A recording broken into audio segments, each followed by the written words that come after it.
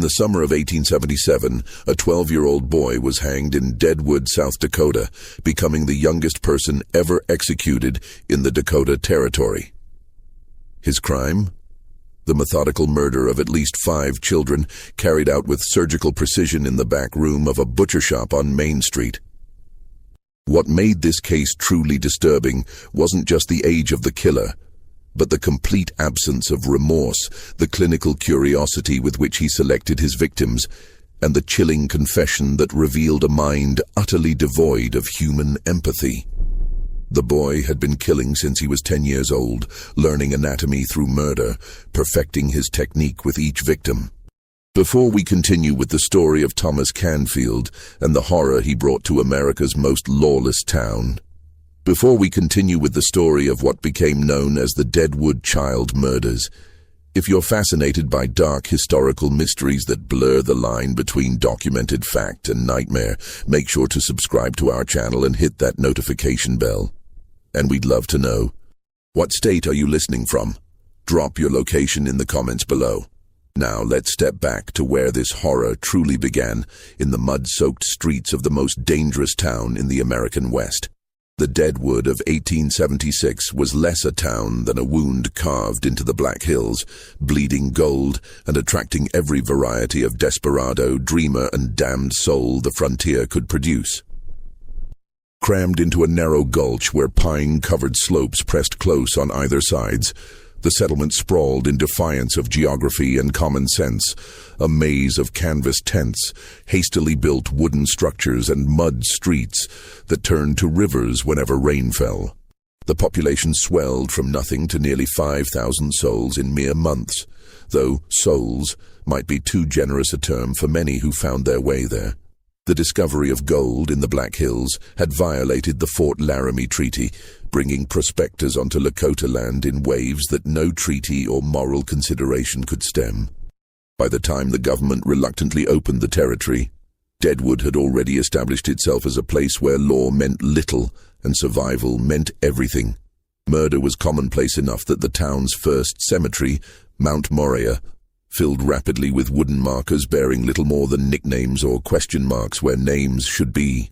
Main Street stretched through the gulch like a crooked spine, lined with establishments that catered to every vice. Saloons outnumbered legitimate businesses 3-1, gambling dens operated around the clock, and the red light district made no pretense of discretion. The Gem Theatre, despite its cultured name, was among the most notorious, a combination saloon, brothel, and gambling hall, where fortunes changed hands and lives ended with shocking regularity. Wild Bill Hickok himself would be shot dead at a poker table in the No. 10 saloon that August, his murder becoming just another story in a town built on violence. But for all its chaos and carnage, Deadwood possessed a strange kind of order, the unspoken rules of a frontier society, where a man's word was his bond, and thieves faced swift, brutal justice from miners' courts. Children, however, occupied a peculiar space in this moral framework. Hundreds of them lived in Deadwood, some with families, many more orphaned by disease, accident, or abandonment. They worked in the mines, the mills, the brothels, performing whatever labor their small bodies could manage. A missing child might prompt concern, but in a place where death was commonplace and people vanished into the wilderness or moved on without warning, sustained investigation was rare. It was into this world that young Thomas Canfield arrived in late March 1876, traveling in the wagon of a freight hauler who had found the boy wandering alone on the trail from Cheyenne. The boy claimed his father, a prospector named Jonathan Canfield, had died when their mineshaft collapsed 3 days prior. The freight hauler, a practical man named Silas Vaughan, had neither the time nor the inclination to verify the story. Deadwood was full of orphans, one more would scarcely be noticed. Thomas appeared unremarkable at first glance. 10 years old, small for his age, with dark hair that hung in his eyes and a thin, angular face that seemed too old for his years. His clothes were the rough homespun, typical of prospectors' families, worn but serviceable. He spoke little, answering questions with brief, precise responses that suggested intelligence beyond his years. His eyes, a peculiar pale grey, had a quality that some found unsettling, a stillness that seemed to look through rather than at whatever they fixed upon.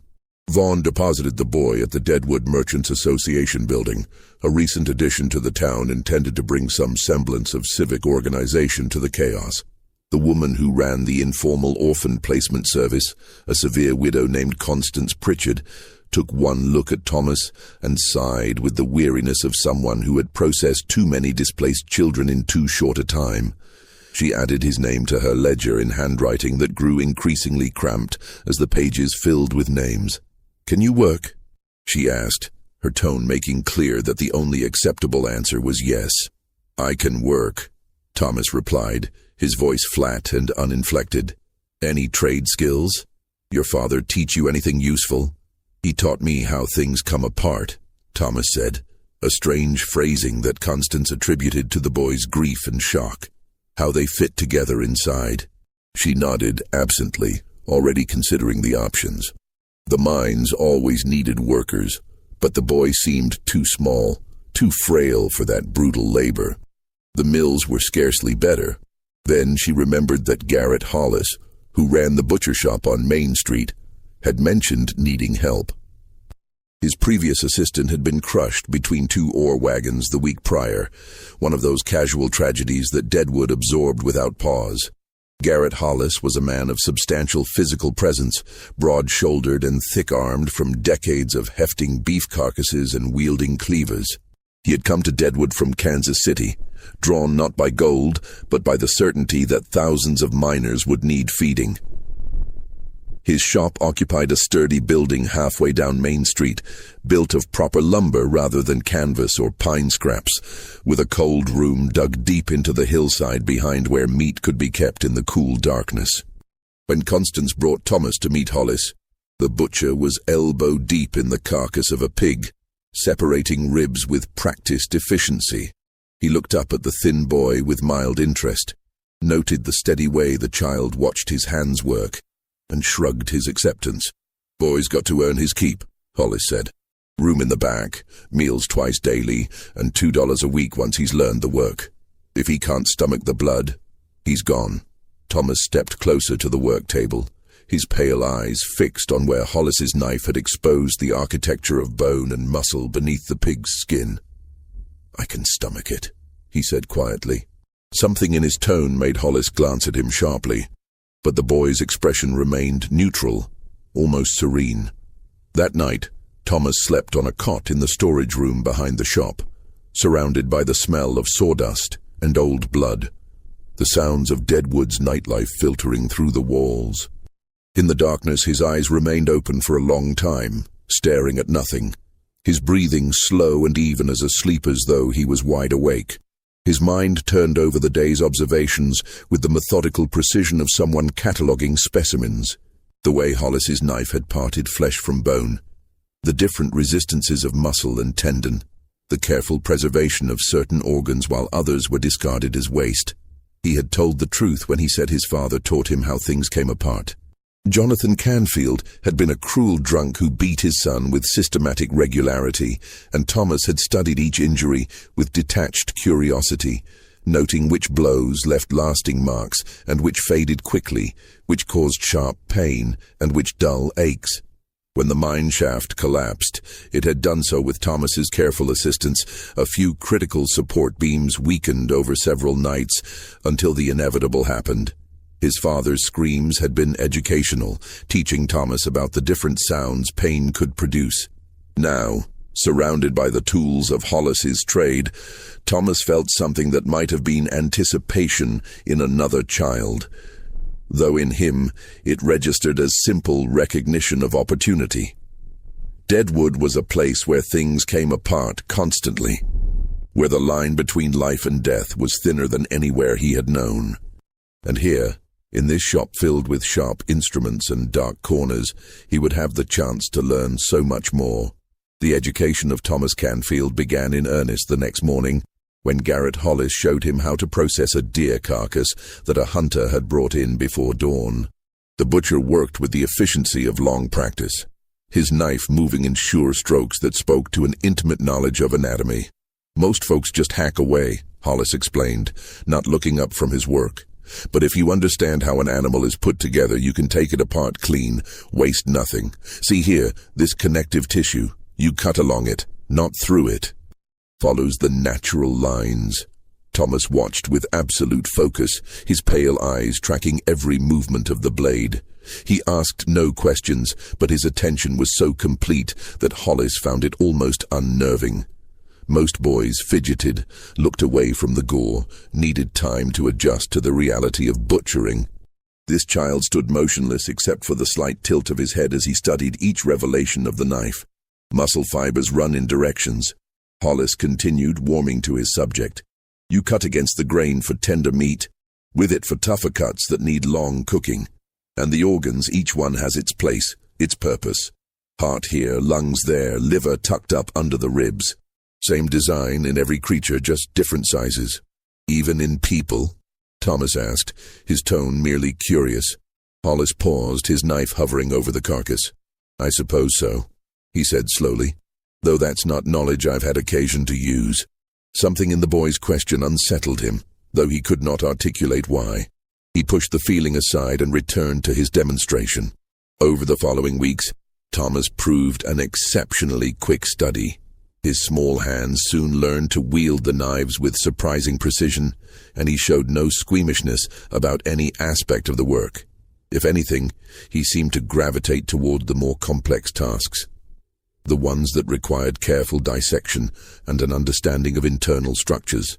Hollis found himself giving the boy increasingly sophisticated work, impressed despite himself. But there were moments that gave the butcher pause. The way Thomas would sometimes stand over a carcass long after the work was done, studying it with that peculiar intensity.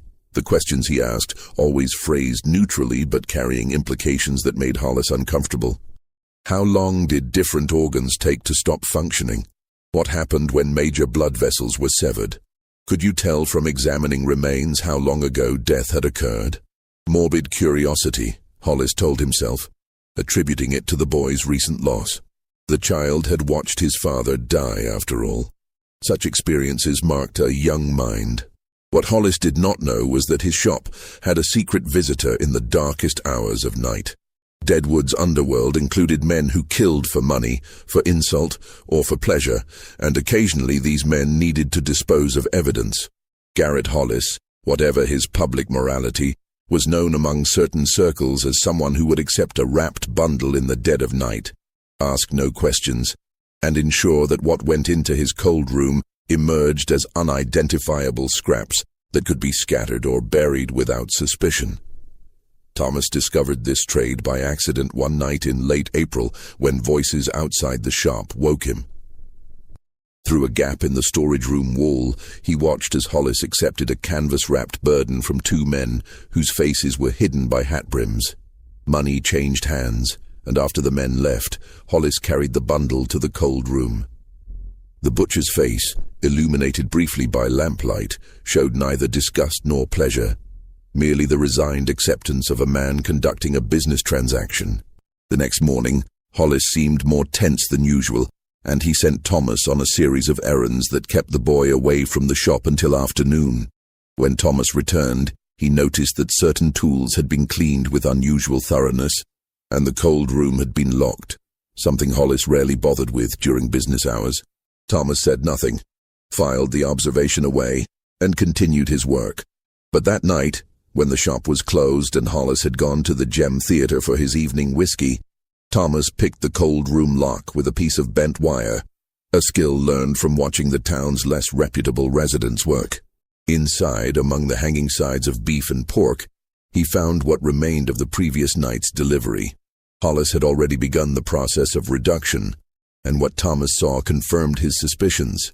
The proportions were wrong for any animal he had seen, the bone structure too familiar.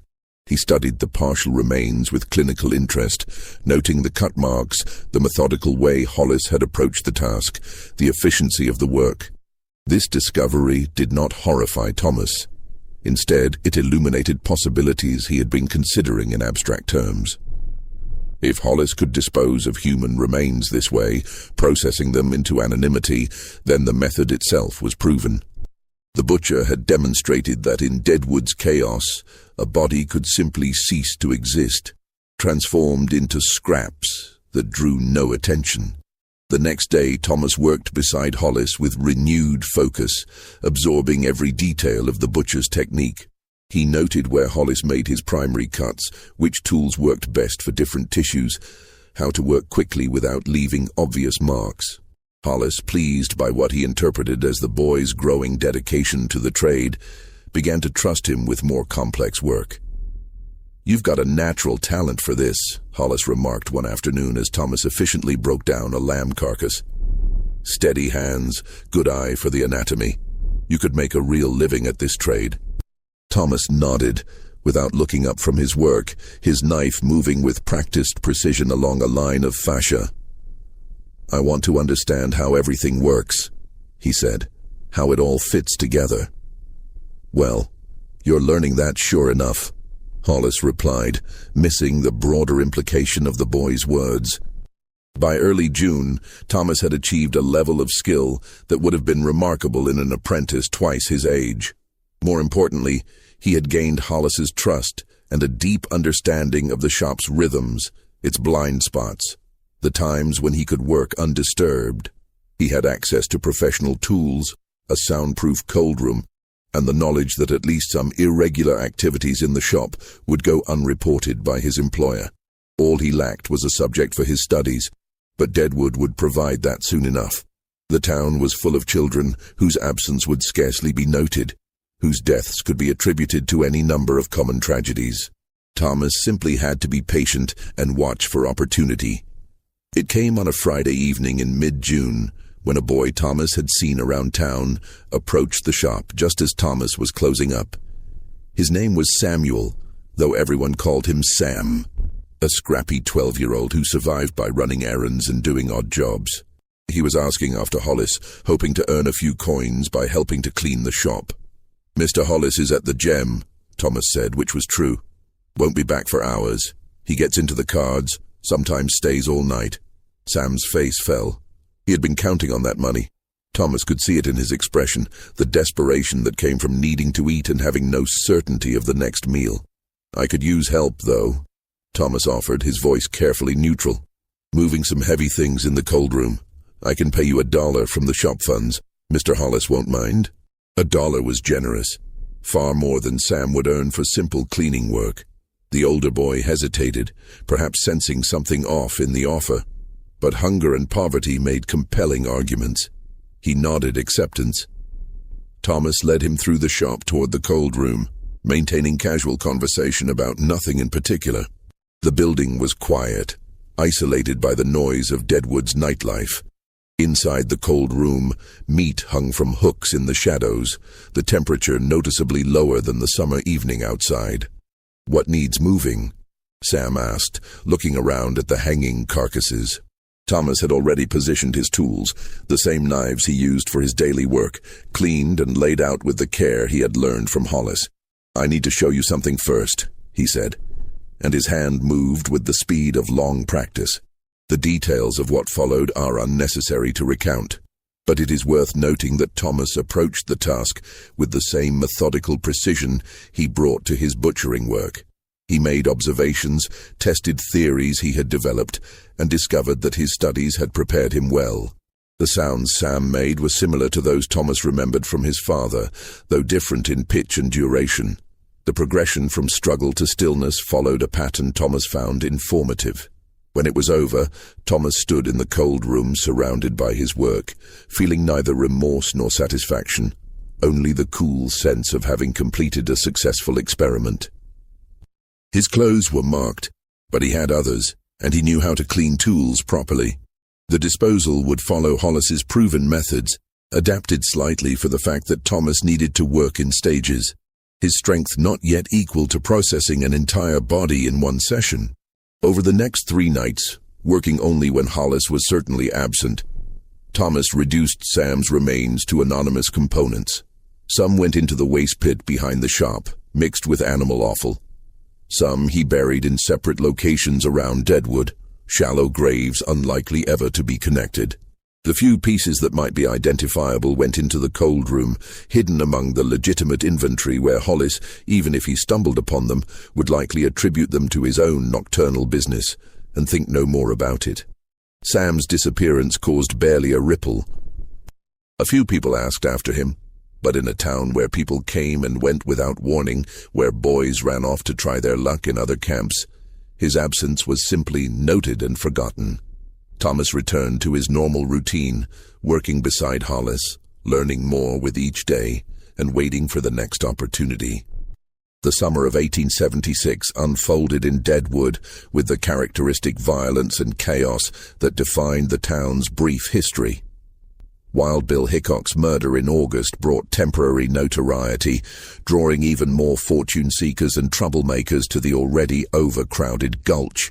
The population swelled past 8,000, straining every resource and turning the streets into rivers of mud and waste whenever the frequent rains came. For Thomas Canfield, now 11 years old, the expanding chaos provided ideal cover. He had developed a careful pattern, selecting subjects with methodical precision.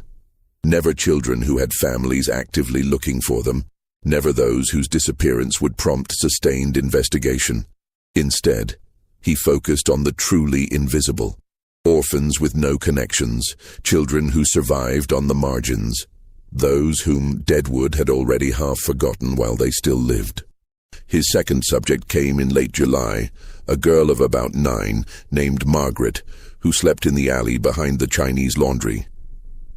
She had approached the butcher shop begging for scraps, and Thomas had been generous, feeding her several times over the course of a week.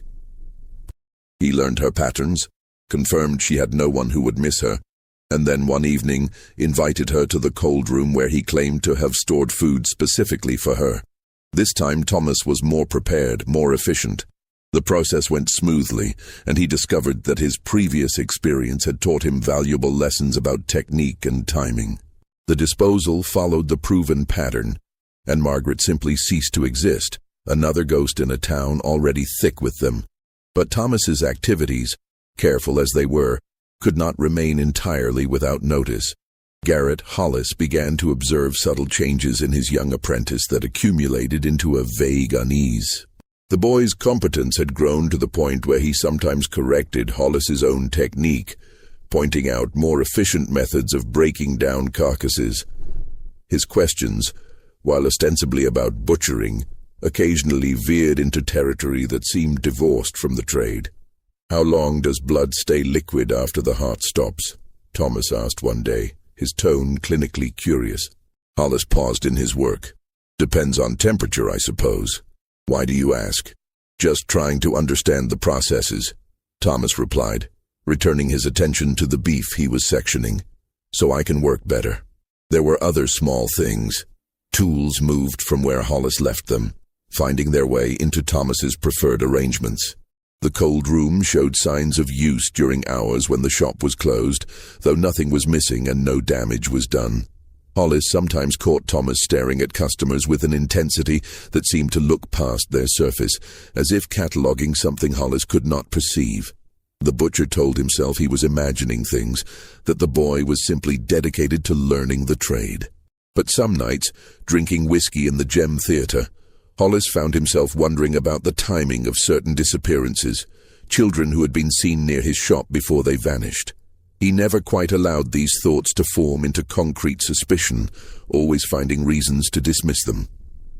The boy was 11 years old, for God's sake. What Hollis was half imagining was impossible. In September, Thomas selected his third subject, a boy named Joseph who worked intermittently at the stamp mill, operating machinery that crushed ore into powder. Joseph was perhaps 10 years old, though malnutrition made age difficult to estimate, and he had arrived in Deadwood alone, following rumors of work. He had no family, no connections, no one who tracked his movements. Thomas encountered him by chance when Hollis sent the boy to deliver an order to the mill's cook shack.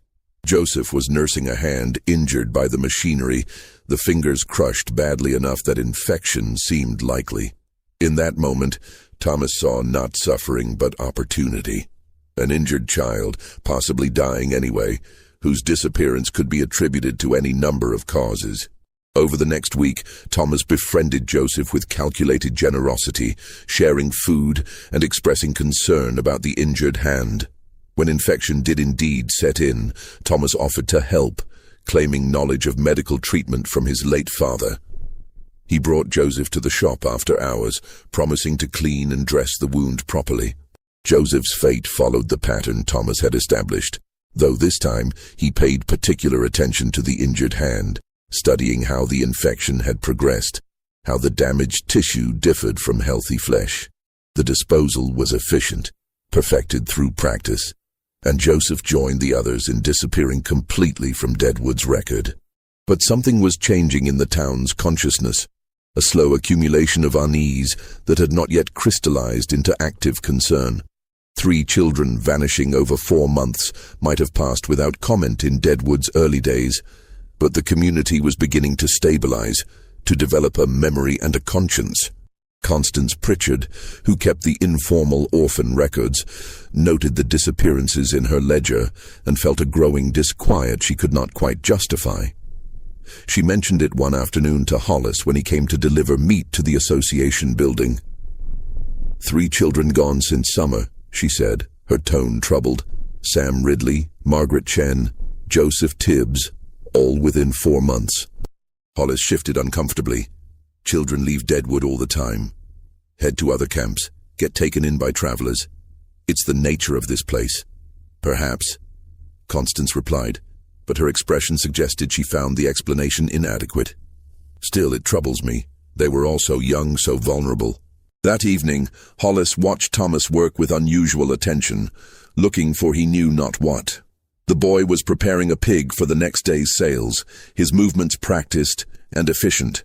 There was nothing overtly wrong, nothing that justified suspicion, yet Hollis found himself unable to shake a creeping sense of wrongness. "Thomas," he said slowly, "you remember that boy Sam? Used to run errands around town." Thomas looked up, his pale eyes meeting Hollis's with perfect neutrality. "I remember him. He came by the shop once looking for work." "Just once?" "Just once," Thomas confirmed. "You were at the gem and I told him to come back when you were here. I never saw him again." The answer was delivered with such calm certainty that Hollis felt foolish for his suspicions. Yet that night, he found himself checking the cold room with unusual thoroughness, looking for he knew not what among the hanging meat. He found nothing unusual, nothing that suggested anything beyond the normal operations of a butcher shop, though his eyes passed over certain pieces without recognition, his mind refusing to examine them too closely. In October, as Deadwood's population began to contract with the approach of winter, Thomas exercised unusual restraint. He recognized that the pattern of disappearances had drawn some attention, however vague. Better to pause, to allow the town's short memory to fade, to wait for the right circumstances. His patience was not motivated by fear of capture, but by a desire to continue his studies undisturbed for as long as possible. He turned 12 in November, though the date passed without celebration or acknowledgement. Hollis had come to rely on him substantially, and the butcher shop ran more efficiently than ever. Thomas had become a fixture of Deadwood's commercial life, that quiet boy who worked at Hollis's place, unremarkable except for his skill with knives and his curious stillness. Winter came hard that year, snow piling in the gulch and ice making the streets treacherous. The population contracted further as fair-weather prospectors fled to warmer territories. In the cold and isolation, Deadwood's character intensified, becoming more insular, more willing to overlook the darkness in its midst for the sake of survival. Thomas waited through the worst of winter, continuing his work, refining his understanding. He had learned patience from his father's death, the value of careful planning and execution. When the thaw came in early March of 1877, he would be ready to resume his studies more skilled and more cautious than before. But the world beyond Deadwood was beginning to take notice of the lawless town in the Black Hills. Territorial authorities, pressed by concerns about federal intervention and the need to establish legitimate governance, were making plans. Among these was a decision to assign a company of Pinkerton agents to investigate various criminal enterprises in Deadwood, from claim jumping to murder. The agent who would eventually arrive, a man named Robert Becker, was already compiling reports from territorial records, noting patterns and anomalies. Among the data he reviewed were population statistics, mortality records, and among these, a small notation about missing children that caught his attention, not for any single case, but for a pattern he recognized from other investigations. Thomas, working in the butcher shop as winter released its grip on Deadwood, had no knowledge of these distant developments. He simply continued his routine, waiting for spring and the opportunities it would bring, unaware that the isolation that had protected him was beginning to crack. Spring arrived in Deadwood with the usual chaos of thawing mud and renewed gold fever.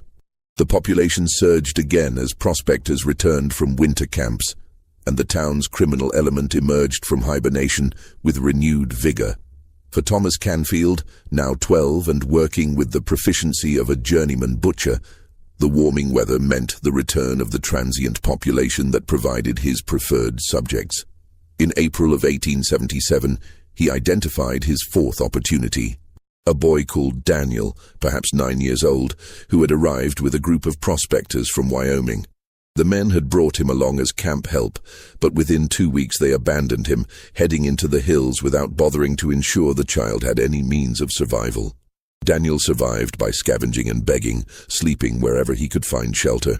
Thomas observed him for 10 days, confirming the pattern of isolation and invisibility he required. When he finally approached Daniel with an offer of regular meals in exchange for light work at the butcher shop, the hungry boy accepted immediately, desperate for any stability. But Thomas had grown more sophisticated in his method. Rather than rushing to the conclusion, he kept Daniel working legitimately for nearly 2 weeks, establishing a visible pattern of employment. Hollis, who by this point trusted Thomas's judgment completely, barely noticed the addition of another occasional helper.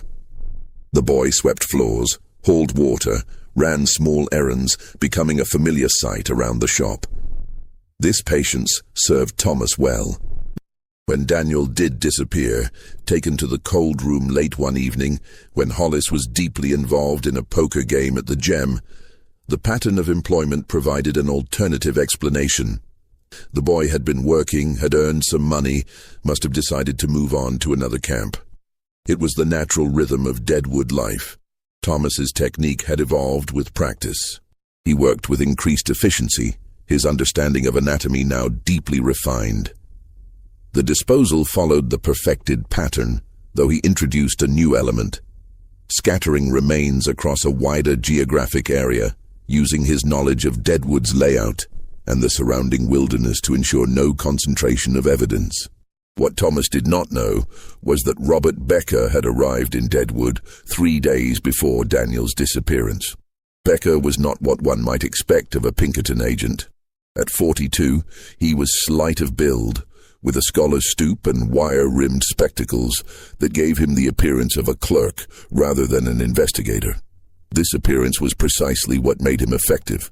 People overlooked him, spoke freely in his presence, assumed he was harmless. But behind those spectacles were eyes trained in observation, and his mind worked with methodical precision. He had come to Deadwood ostensibly to investigate gold theft from the Homestake mine, a legitimate concern that provided cover for his broader mission, evaluating the criminal infrastructure of the town with an eye toward federal intervention. The territorial governor, under pressure from Washington to bring order to the Black Hills, wanted a comprehensive report on Deadwood's underworld. Becker established himself at a boarding house on Lower Main Street and began the patient work of observation. He visited saloons, gambling halls, and legitimate businesses, always watching, always listening, building a mental map of Deadwood's power structures and criminal networks.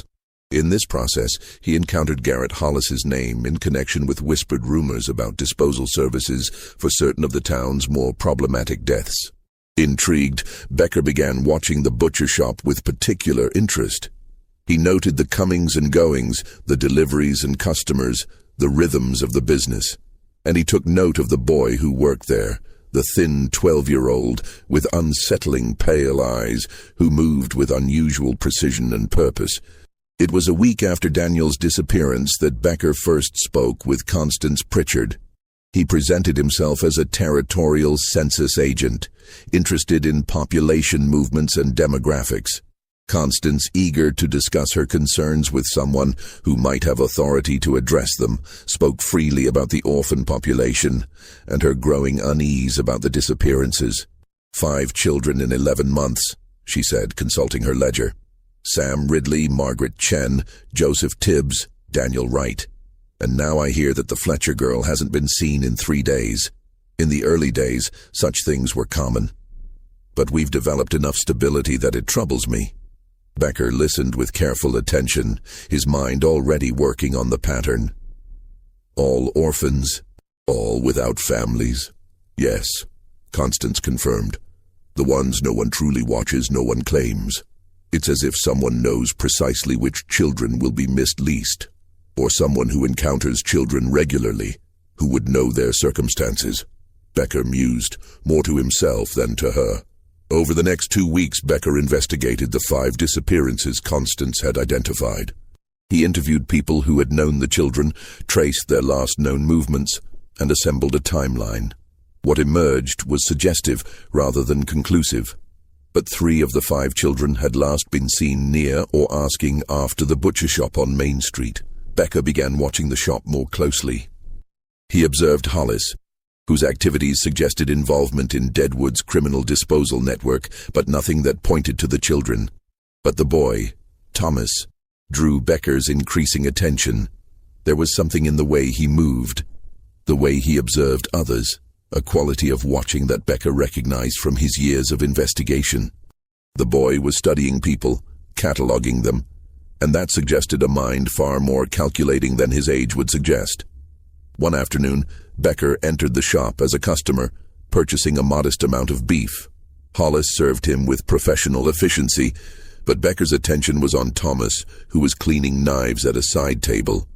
The boy's technique was remarkable, his movements suggesting deep familiarity with the tools. "Your apprentice is quite skilled," Becker observed casually. Hollis glanced at Thomas with something like pride. "Best hand with a knife I've seen in a boy his age. Natural talent for the work. How long has he been with you?" Becker asked, maintaining his casual tone. "Coming up on a year now," Hollis replied. "Orphaned boy, father died in a mine collapse. Needed work, and I needed help. Worked out well for both of us." Becker nodded, made small talk about the quality of the meat, and departed. But his mind was working rapidly, calculating timelines. The boy had arrived in late March 1876. The first disappearance had been in June. It was suggestive, though far from conclusive. Over the following days, Becker investigated Thomas Canfield's background more thoroughly. What he discovered was disturbing in its vagueness. The mine collapse that supposedly killed Jonathan Canfield had indeed occurred, but there were anomalies in the accounts. The freight hauler who brought Thomas to Deadwood, Silas Vaughan, when located and questioned, remembered finding the boy alone, but noted that he had seemed remarkably composed for a child who had just lost his father.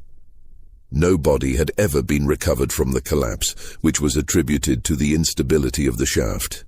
Becker examined the collapsed mine personally, riding out to the site with a mining engineer he had befriended. What they found suggested that the collapse had not been entirely natural. Certain support timbers showed signs of deliberate weakening, cut marks that had been disguised but remained visible to expert examination. "Someone wanted this shaft to come down," the engineer said, studying the evidence. "Whether to cover up poor construction or for some other reason I couldn't say, but this was no accident." Becker rode back to Deadwood with a growing theory taking shape in his mind. A boy who had possibly murdered his own father, who had then positioned himself in a trade that provided both the tools and the knowledge for efficient disposal of bodies, who worked in an establishment already known for making inconvenient corpses disappear. It was a theory that strained credibility, that seemed to attribute to a 12-year-old child a level of calculation and cold-bloodedness that Becker had rarely encountered in adult criminals. Yet the evidence, circumstantial as it was, continued to accumulate. Becker began interviewing people who had interacted with Thomas, carefully avoiding questions that might alert the boy to the investigation. What emerged was a portrait of a child who inspired unease in those perceptive enough to notice. A storekeeper mentioned that Thomas had once asked detailed questions about poisons used for rat control, specifically about dosages and symptoms. A doctor recalled treating a minor cut on the boy's hand and being struck by Thomas's complete lack of reaction to pain, as if he were observing his own injury from a distance. "Strangest child I've encountered," the doctor told Becker. "Polite, intelligent, but there was something missing, like looking at a very convincing imitation of a boy rather than an actual child." Meanwhile, Thomas had become aware of Becker's presence in Deadwood, though not yet of his specific interest. The Pinkerton agent was too skilled to be obvious in his surveillance, but Thomas possessed an almost preternatural awareness of being observed. He noted Becker's visits to the shop, the casual questions, the way the man's eyes lingered on him with a quality different from ordinary curiosity. Thomas did not panic. Instead, he did what he had always done. He observed, he calculated, and he adapted. He recognized that Becker represented a potential threat, but also that the agent had no concrete evidence, only suspicions. The solution was to provide alternative explanations, to muddy the waters, and most importantly, to cease his activities until the threat passed. For 6 weeks, through May and into June of 1877, Thomas became a model of unremarkable behavior.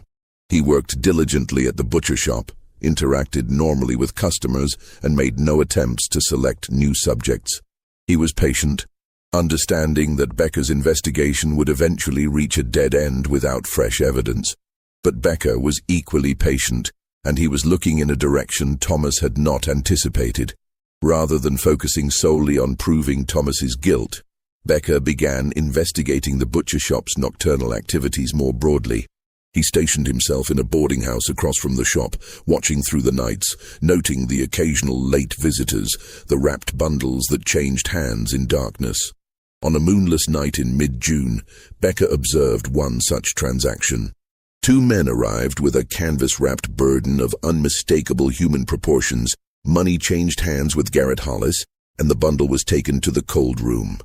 Becker documented the incident meticulously, including descriptions of the men involved, whom he recognized as enforcers for one of Deadwood's gambling operations.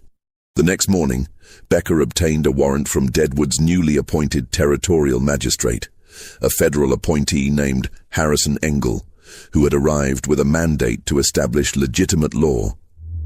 The warrant authorized search of Hollis's butcher shop and cold room based on suspicion of disposing of murdered bodies. When Becker arrived with Engel and 3 deputized men, Hollis was genuinely surprised. His nocturnal disposal business had operated for so long without interference that he had grown careless. Thomas, however, recognized immediately the significance of the warrant and the specific focus on the cold room. The search revealed exactly what Becker expected. Partial human remains, recently delivered, not yet fully processed. Hollis, faced with undeniable evidence, confessed immediately to the disposal business, attempting to minimize his role as merely providing a service, claiming ignorance of the specific murders. It was a pragmatic confession, designed to result in charges for accessory after the fact rather than murder itself. But as the deputies began documenting the evidence, one of them, a man with experience in such grim work, noticed anomalies. Among the recent remains were older fragments, preserved in the cold, their state of processing suggesting different time frames, different techniques, and more disturbing. Some of these showed marks inconsistent with the quick, brutal murders typical of Deadwood's criminal element. These were careful, methodical, almost surgical in their precision. "Mr. Becker," the deputy called, his voice tight, "you should see this." What they had discovered were remnants of Thomas's earlier work, pieces he had hidden among Hollis's legitimate inventory and illegal disposal jobs, assuming they would never be distinguished from the rest. But to trained eyes, the difference in technique was apparent. Hollis's processing of criminal disposal jobs was efficient but rough, focused on rapid reduction. These older pieces showed a different hand, one that worked with careful precision, that took time to explore and understand anatomy. Becker examined the evidence with growing certainty. "Mr. Hollis," he said slowly, "how long have you been conducting your disposal business?" Hollis, sweating now, calculated rapidly. 3 years, perhaps 4, since Deadwood's early days. "And this work?" Becker indicated the more carefully processed remains. "This is different from your usual method." Hollis leaned closer, studying the evidence, and his face drained of color as understanding dawned. The technique was familiar because he had taught it. The precision, the careful separation of muscle and bone, the methodical exploration of anatomy. This was butchering technique applied with a skill level he recognized. "Thomas," Hollis whispered, the name escaping him before he could consider the implications. Becca turned to where Thomas stood near the shop's entrance, watching the proceedings with that characteristic stillness. The boy's face showed no emotion, no fear or guilt, only a kind of calm assessment of the situation. "Thomas Canfield," Becca said formally, "I have questions regarding your activities in this establishment and your possible connection to the disappearances of several children from Deadwood." For a long moment, Thomas simply looked at Becca, those pale grey eyes revealing nothing. Then, in a voice utterly devoid of inflection, he said, "I want to speak with you, alone." Magistrate Engel set up a temporary examination room in the Deadwood Merchants Association building, the closest thing the town had to an official government facility. Thomas was held there under guard while Becca completed his initial investigation of the butcher shop. The search ultimately revealed fragments that, when carefully examined, suggested at least 4 different individuals beyond the recent criminal disposal case. Constance Pritchard, upon hearing of the arrest, brought her ledgers to Engel, her hands trembling as she laid out the documented disappearances. 5 children, she said, her voice breaking. "I kept telling myself they had simply moved on, found better circumstances, but I knew. Somehow, I knew." Becker spent hours at the butcher shop, working with the deputies to document every piece of evidence. What emerged was a picture of meticulous planning and execution that seemed impossible to attribute to a 12-year-old child. Yet the evidence was undeniable. The technique matched Thomas's demonstrated skills. The timeline aligned with his presence in Deadwood. And most damningly, some of the remains showed characteristics consistent with the missing children's descriptions. When Becker finally sat down across from Thomas in the examination room, the boy had been waiting for 6 hours without food or water. He showed no signs of distress, sitting with perfect stillness, his hands folded on the rough wooden table between them. The room was sparse: 2 chairs, the table, a single lamp casting harsh shadows. "You said you wanted to speak with me," Becker began, setting his notebook on the table. "I'm listening." Thomas studied the investigator with those unsettling pale eyes. "You're different from the others here," he said finally. "You see patterns. You understand method." "I understand evidence," Becker replied carefully, "and the evidence suggests you've done terrible things." "Define terrible," Thomas said, and his tone was genuinely curious, not challenging. "I've observed that people use that word differently depending on context. Mr. Hollis disposed of murdered bodies, yet you seem to consider him less terrible than me. Why?" Becker felt a chill at the clinical nature of the question. "Hollis facilitated crimes, but you, if the evidence is correct, you killed children. There's a profound difference." "Is there?" Thomas tilted his head slightly. "The people Hollis helped dispose of were alive once. Someone killed them. Hollis profited from their deaths. I simply wanted to understand how things worked, how bodies functioned, how they stopped functioning. Where's the difference in intent?" "The difference is that you did the killing yourself," Becker said, keeping his voice level despite the growing horror of the conversation. "You chose victims, planned their deaths, and carried them out." Thomas nodded slowly, as if Becker had made an interesting point in a philosophical discussion. I can see how that distinction matters to people. It never mattered to me. Death is death. Whether I cause it or simply observe its aftermath seemed irrelevant to the learning. Becca leaned forward slightly. Thomas, I need you to understand the gravity of what you're saying. Are you confessing to killing those children? I'm explaining my perspective, Thomas replied. Whether you call it confession is your interpretation. I did what was necessary to understand. The children I chose were going to suffer anyway. Deadwood kills children constantly through neglect, disease, accident. I simply made their deaths useful. The casual monstrousness of this statement struck Becker like a physical blow. He had interviewed killers before, men who murdered for profit or passion or madness. But this child spoke of death with the detached interest of a scientist discussing specimens. There was no evil in his tone, no pleasure or regret, only a vast emptiness where emotion should reside. Useful how? Becker asked, though he dreaded the answer. I learned anatomy, Thomas explained patiently. Mr. Hollis taught me about animal bodies, but I knew the real understanding required human subjects.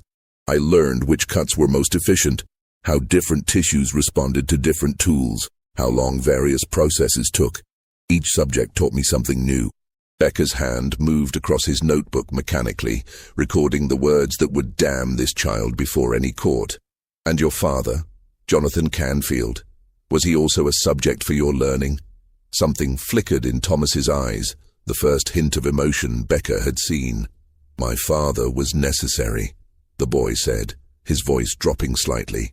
He hurt me regularly, and I studied each injury. Eventually I understood that he was teaching me through his violence. When I had learned enough, I applied that learning to ensure he couldn't hurt me anymore. The mind collapse was merely the method. The real lesson was in planning, in patience, in executing a plan without error. You were 10 years old, Becker said, and despite himself, there was something like pity in his voice. Age is irrelevant to understanding, Thomas replied. I've always seen things clearly. Other people seem to experience the world through layers of emotion that distort their perception.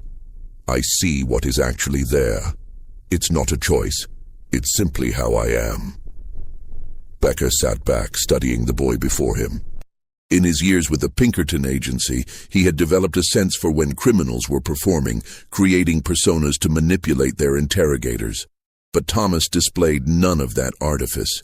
He was simply terribly being exactly what he was. A human being born without the capacity for empathy, who had learned to navigate the world through pure observation and logic, and who had found in Deadwood's chaos the perfect environment to pursue his curiosity about death. The evidence we've found, Becker said carefully, suggests 4 victims beyond your father. Can you confirm that number? Thomas considered the question. The evidence you found depends on what survived my disposal process and what you recognized as significant. Your forensic methods are limited. I may have been more thorough than you realize, or less thorough. The number matters to you because you're trying to quantify culpability. It doesn't matter to me because each subject was valuable for what I learned, regardless of total count. It was as close to a confession as Thomas would provide, Becker realized. The boy was too intelligent to explicitly enumerate his crimes, but his willingness to discuss methodology and motivation served the same purpose. Any jury hearing this conversation would convict without hesitation. What happens now? Thomas asked, and again his tone was merely curious. You'll be charged with murder, Becker replied. Given the evidence and your own statements, conviction is certain. The question will be sentencing. Will they hang me? Thomas asked, showing the same clinical interest he might give to any question about process. Becker felt suddenly exhausted, weighed down by the enormity of what he had uncovered. Possibly, though your age may result in a different sentence. Life imprisonment, perhaps in an institution. Thomas nodded thoughtfully. I suppose I should feel fear at that prospect, but I find I'm simply curious about what such an experience would be like. Another form of study in a way. Before Becker could respond, a commotion erupted outside the examination room. Raised voices, the sound of rapid footsteps, and then the door burst open to reveal Garrett Hollis, his face flushed with alcohol and rage, a revolver in his hand. The guards had apparently been overpowered or deceived. "You monster!" Hollis snarled at Thomas, his voice thick with whiskey and horror. "I taught you a trade, gave you a place, and you used it for this? You made me part of your evil." Thomas looked at the butcher with mild interest, showing no fear of the weapon pointed at him. "You were already part of evil, Mr. Hollis. You disposed of murdered bodies for money. The only difference is that some of those bodies were mine. Does that really change the moral calculation?" The logic of it, the cold rationality, seemed to enrage Hollis further. His hand shook as he raised the revolver, and Becker moved instinctively, knowing he could never reach the man in time to prevent the shot. But the sound that came was not a gunshot. Instead, Hollis's face contorted with sudden pain, and he collapsed, the revolver clattering to the floor. Behind him stood one of the deputies, who had struck Hollis with the butt of a rifle. In the chaos that followed, as men rushed to secure Hollis and restore order, Thomas remained perfectly still, watching the scene unfold with that characteristic detachment. When his eyes met Becker's across the confused crowd, the investigator saw something that chilled him more than anything else in this terrible case. Disappointment. Thomas had been curious to see what death by shooting would be like, and the interruption had denied him even that final observation. The trial of Thomas Canfield began on July 23, 1877, in a hastily assembled courtroom on the second floor of the Grand Central Hotel. Deadwood had no proper courthouse, but Magistrate Engel was determined that this case would be handled with as much legal propriety as the frontier could muster. The territorial governor, recognizing the significance of the case, had sent a prosecutor from Yankton, a severe man named Marcus Whitlock, who specialized in capital crimes. The courtroom was packed beyond capacity, with spectators crammed into every available space and more crowding the hallway outside. The case had captured the morbid fascination of the entire territory. A child murderer was sensational enough, but one who had killed other children with cold calculation, who showed no remorse and discussed his crimes as if they were scientific experiments, that was unprecedented. Thomas sat at the defense table beside his appointed attorney, a young lawyer named David Fletcher, who had drawn the assignment by default, being the only member of the territorial bar willing to take the case.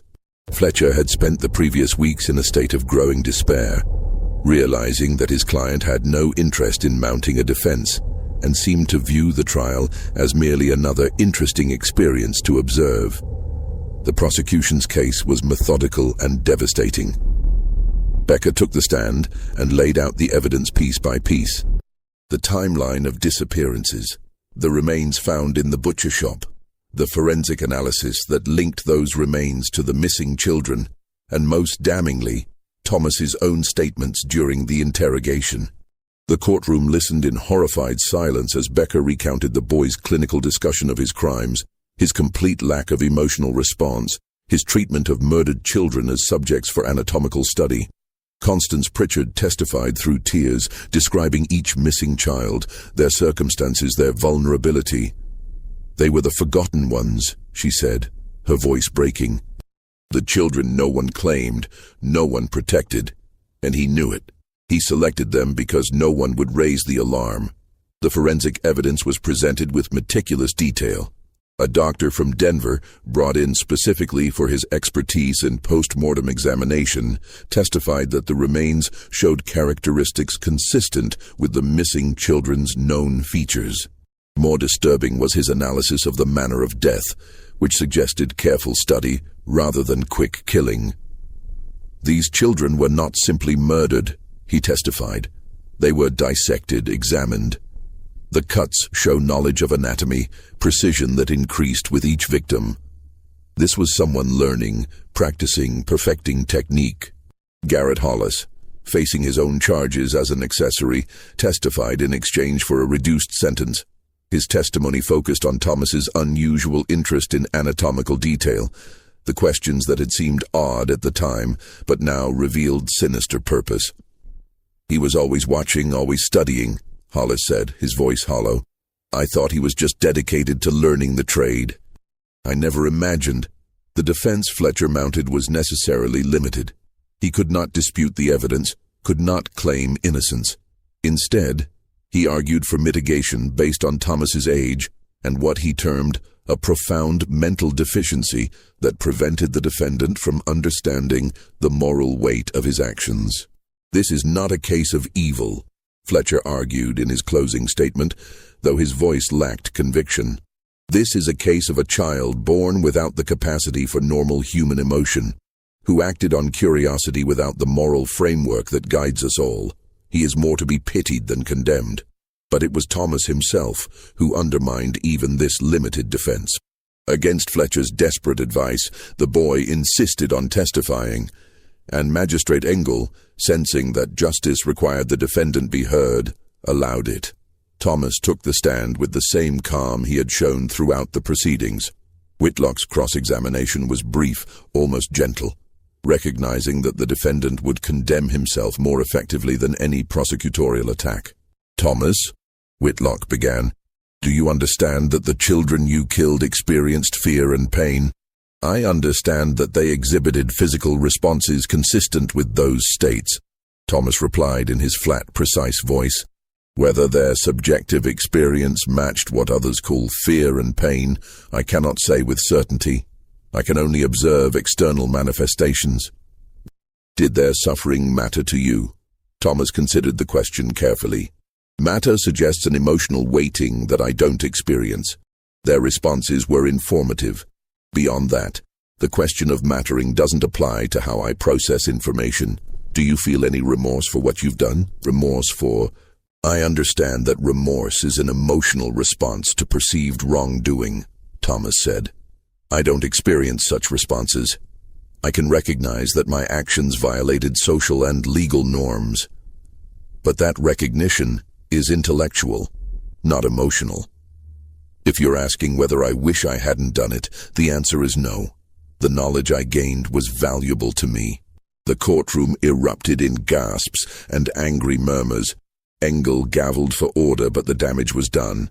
Thomas had confirmed in his own words the portrait of a being fundamentally alien to human moral feeling. Fletcher attempted damage control in redirect, trying to frame Thomas's statements as evidence of mental incompetence. But Thomas would not cooperate even with his own defense. "I'm not incompetent," he said, interrupting Fletcher's questioning. "I understand perfectly well what I did and why it violates your moral codes. I simply don't share those codes. That's not incompetence. It's difference. An unfortunate difference, perhaps, given the consequences, but difference nonetheless." The jury deliberated for less than 2 hours. When they returned, their verdict was unanimous on all counts, guilty of 5 murders in the first degree. The swiftness of the decision surprised no one, but the question of sentencing posed unprecedented challenges. Engel adjourned for 3 days to research precedents and consider the sentence. In the territorial law of Dakota, murder in the first degree carried a mandatory death sentence. But the defendant was 12 years old, and no child had been executed in the territory's history. The question became not just one of justice, but of precedent and territorial identity. During those 3 days, Deadwood engaged in intense debate. Some argued that Thomas's age demanded mercy, that execution of a child would stain the territory's emerging claim to civilization. Others contended that the calculated nature of his crimes, his complete lack of remorse, and the danger he would always pose meant that age should not matter. Becker, watching the debates unfold, found himself in an unusual position of ambivalence. His investigation had proven Thomas's guilt beyond question, but the investigator found no satisfaction in the prospect of a child's execution. Yet he recognized that Thomas represented a unique danger, a being without conscience who had already demonstrated willingness and ability to kill. Imprisonment, even for life, seemed inadequate given Thomas's intelligence and calculating nature. On the third day, Engel reconvened the court to deliver his sentence. The courtroom was even more packed than before, with people waiting outside in the street to hear the decision. "Thomas Canfield," Engel began, his voice heavy with the weight of the moment, "you have been found guilty of 5 counts of murder in the 1st degree. The evidence presented was overwhelming, and your own testimony confirmed the calculated, deliberate nature of your crimes. In my years on the bench, I have never encountered a case that more clearly demonstrated premeditation and a complete absence of moral feeling." He paused, looking down at Thomas, who returned his gaze with that unsettling calm. "The question before this court is how to sentence a child who has committed acts of such profound evil, who shows no capacity for remorse or rehabilitation. The law provides for death in such cases, but the application of that sentence to one so young troubles the conscience of this court and, I believe, of this community." Murmurs rippled through the crowd. Fletcher leaned forward, hoping for mercy despite knowing his client would likely be indifferent to it. "However," Engel continued, his voice hardening, "this court must also consider the safety of the community and the likelihood of future harm. The defendant has demonstrated not only the willingness, but the capability to kill with cold efficiency. His testimony revealed no possibility of moral development, no capacity for the emotional growth that might lead to remorse or change. He is, by his own account, fundamentally incapable of valuing human life." Engel's next words fell like hammer blows. "Therefore, while mindful of the defendant's age, this court finds that the interests of justice and public safety require the ultimate penalty. Thomas Canfield, you are hereby sentenced to death by hanging, said sentence to be carried out on August 15th, 1877 at noon, in accordance with territorial law." The courtroom exploded in reaction, some crying out in approval, others in protest. Fletcher slumped in his chair, having failed in the most basic duty of a defense attorney. And Thomas, the focus of all this fury and anguish, simply nodded slightly, as if Engel had confirmed an interesting hypothesis. As guards moved to escort Thomas back to the makeshift jail, he turned to look at Becker, who sat in the front row. Their eyes met across the chaos of the courtroom, and Thomas spoke, his voice somehow carrying through the din. "Thank you for seeing clearly. Most people can't." Becker would remember those words for the rest of his life, though he never quite understood whether they were meant as gratitude, acknowledgement, or something else entirely from a mind that processed the world in ways fundamentally alien to human understanding. The 2 weeks between sentencing and execution saw Deadwood transform into a battleground of moral debate. Petitions circulated arguing for clemency, signed by those who believed executing a child was barbaric regardless of his crimes. Counter-petitions demanded the sentence be carried out, citing the calculated nature of Thomas's murders and the need to demonstrate that justice applied equally regardless of age. The territorial governor received hundreds of letters, but ultimately declined to intervene, stating that Magistrate Engel's decision fell within proper legal bounds. Thomas himself remained eerily calm throughout this period. Confined to a cell in the town's reinforced jail, he spent his days reading books brought by Fletcher, who continued his representation despite the conviction. The boy showed particular interest in medical texts and anatomy books, which the lawyer reluctantly provided after determining there was no harm in it, given the impending execution. "Don't you fear death?" Fletcher asked during one visit, genuinely trying to understand this child who had become his burden. Thomas looked up from a volume on human physiology. "Fear requires emotional investment in continued existence. I find existence interesting, but I don't cling to it emotionally. I'm curious about what death will be like, though I recognize I won't be able to process the experience afterward. It's a logical paradox that intrigues me." Fletcher left these visits feeling hollow, disturbed by conversations with someone who discussed his own impending death with the detachment of a scholar contemplating an abstract problem. Becker visited Thomas once, 3 days before the scheduled execution. He had told himself he wouldn't, that there was nothing to be gained from further interaction with the boy. But something drew him to the jail, a need he couldn't quite articulate to understand this case that had consumed him. Thomas seemed unsurprised to see him. "Agent Becker," he said with something approximating politeness, "I wondered if you would come. I needed to ask you something," Becker said, settling into the chair across from the cell bars. "Your father, you said his violence taught you. But children who suffer abuse typically become either victims who flee violence or perpetrators who recreate it emotionally. You became something else. Why?" Thomas considered the question carefully, as he did all questions. "My father's violence was informative, but not formative in the way you mean. I didn't become cruel because of cruelty. I was always this way. His violence simply provided data. I learned what hurt, how different injuries affected function, how pain influenced behavior. When I ended his life, it wasn't revenge. It was the logical conclusion of his usefulness as a subject. And the children in Deadwood? They were just more subjects?" "Yes," Thomas replied simply, "though each taught me different things. The first was experimental, testing whether I could apply Mr. Hollis's methods to human anatomy. Subsequent subjects allowed me to refine technique, to understand variation, to develop efficiency. If I had more time, I would have continued learning." Becker felt the familiar chill of conversing with this boy, who spoke of murdered children as research data. "Does any part of you recognize the horror of what you've done?"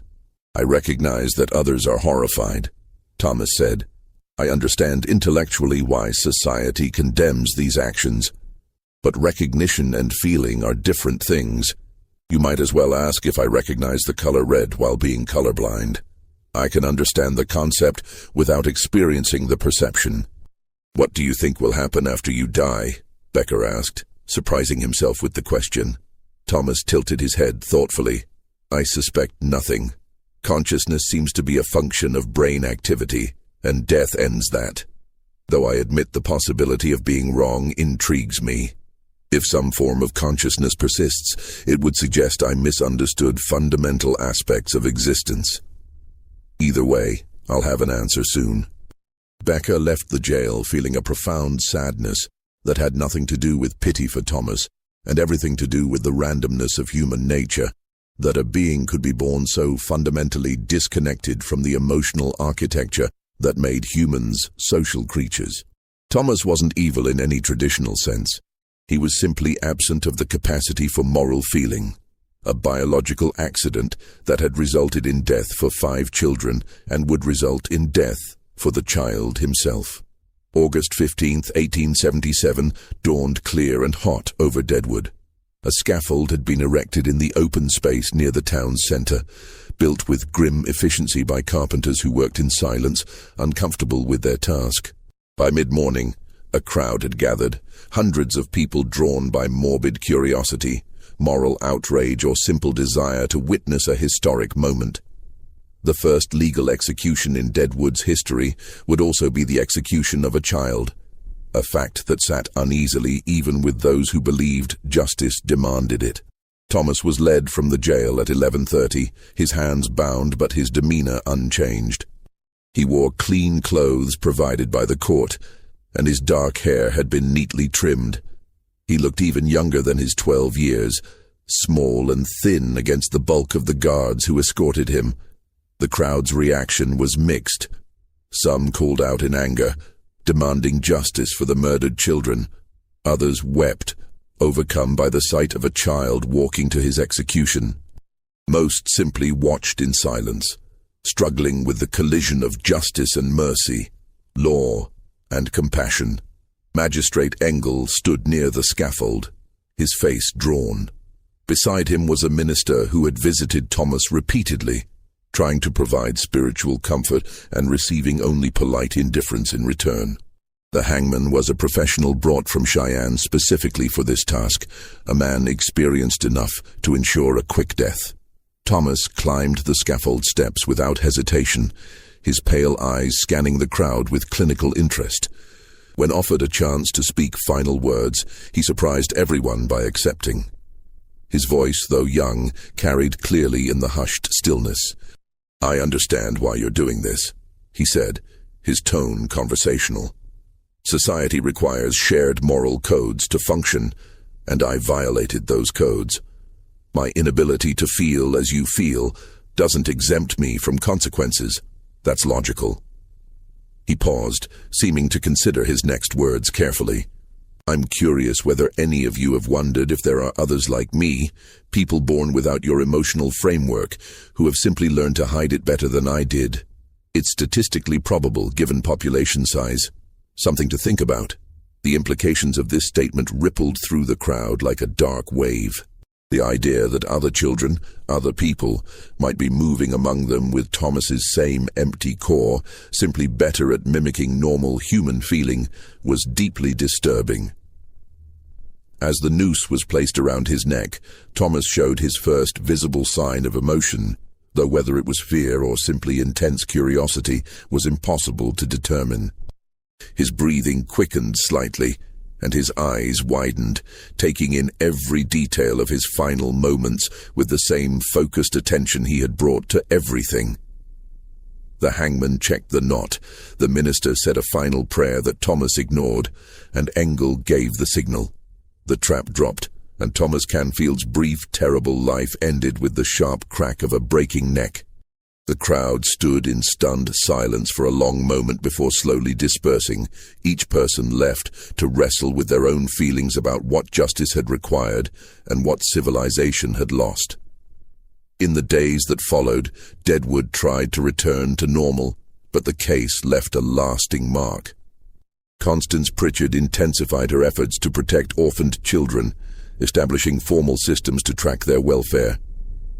The butcher shop was sold to new owners who completely renovated it, as if fresh paint and new fixtures could erase the horrors that had occurred there. Garrett Hollis served 3 years for his disposal activities and left the territory upon release, never to return. Robert Becker completed his investigation of Deadwood's criminal infrastructure and submitted his report to the territorial governor. But he never forgot the Thomas Canfield case, and it influenced his approach to investigation for the rest of his career. He became known for his attention to the psychology of criminals, his understanding that evil sometimes wore unexpected faces. The case file was sealed by territorial order in 1882, deemed too disturbing for public consumption. It remained locked away until 1952. When renovation of an old government building uncovered the documents. By then, the players were all long dead.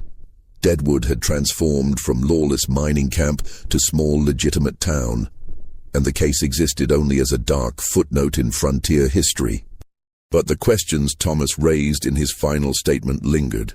In the decades that followed, as psychology and psychiatry advanced, medical professionals began to understand conditions like psychopathy, the absence of empathy and emotional connection that Thomas had displayed. His case, when it was finally studied, became a reference point for understanding that such conditions could manifest even in children, that evil wasn't always created by circumstance, but could be present from the beginning. The 5 children Thomas murdered, Sam Ridley, Margaret Chen, Joseph Tibbs, Daniel Wright, and Emily Fletcher, were eventually memorialized with a small marker in Mount Moriah Cemetery, their names preserved even though their bodies had been lost to Thomas's methodical disposal. Constance Pritchard, before her death in 1903, established a fund to maintain the marker, ensuring these forgotten children would be remembered. As for Thomas Canfield himself, he was buried in an unmarked grave outside the cemetery proper, in ground designated for criminals and the unnamed dead. No marker was placed, and within a generation even the location of his grave was forgotten. Deadwood wanted to forget, to erase this dark chapter from its history. But the story persisted in whispers and half-remembered tales, the account of the boy who killed with cold precision, who felt nothing, who represented a kind of human monster more terrifying than any supernatural horror because he was utterly, completely real. What do you think of this story?